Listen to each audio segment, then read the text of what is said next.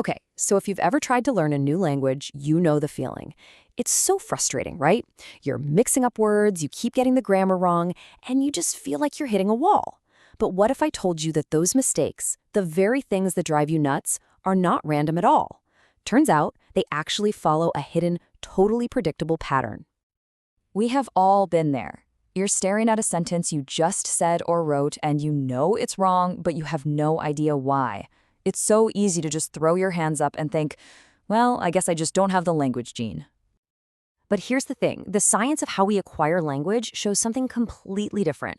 Your mistakes are not signs of failure. Nope. They are actually road signs pointing to exactly where you are on the path to fluency.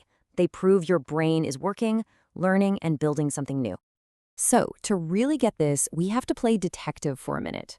For a long, long time, researchers and teachers were totally stumped by the kinds of errors that language learners make. I mean, where do they even come from? The old way of thinking was pretty simple, pretty black and white.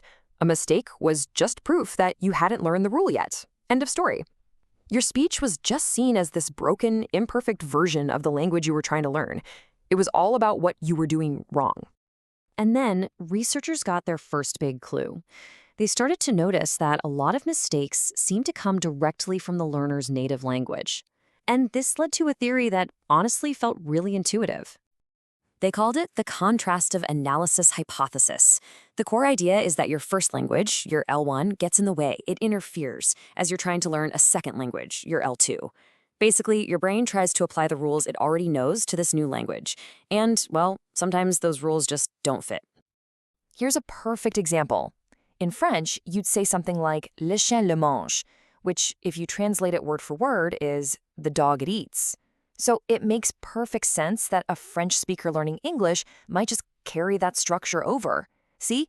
It's not a random error. It's a logical attempt to use a rule that already works for them.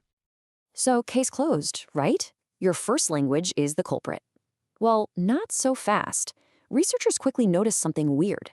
A German speaker, a Japanese speaker, and a Spanish speaker learning English would all make some of the exact same mistakes, and these were errors that had nothing to do with their native languages. The mystery just got a whole lot deeper. And this is where things get really interesting. This led to a huge breakthrough. Instead of just comparing one language to another, researchers started looking at the learner's speech as its own unique system. What if learners weren't speaking a broken version of English, but a perfectly logical version of their own personal language? And that is exactly what a linguist named Larry Selinker proposed. He coined the term interlanguage. Think of it like this. When you're learning a new language, you're not just memorizing rules. You're building a whole new system in your brain. And this system, your interlanguage, has its own consistent rules. It's not your native tongue, and it's not the target language yet. It's this unique, dynamic bridge that you're building between the two. Just look at these real examples from two learners, one French and one Chinese. You can see they both make errors like saying 3 robbers go instead of 3 robbers went. Now, this isn't caused by French or Chinese. These are called developmental errors. They're proof that their brains are figuring out the rules of English and, in this case, kind of over-applying them. This is their interlanguage in action.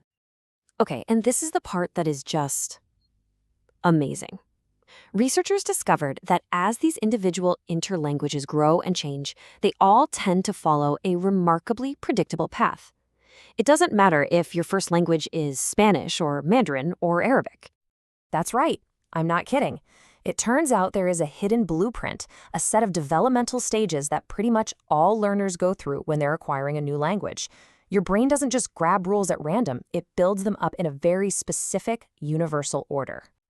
For example, check out Stephen Krashen's famous order of acquisition. He found that learners master English grammar in a set order. Everybody learns the ing on verbs and the plural s first, but things like the regular past tense ed and the third person s like in he walks, they come way, way later. It's a fixed path.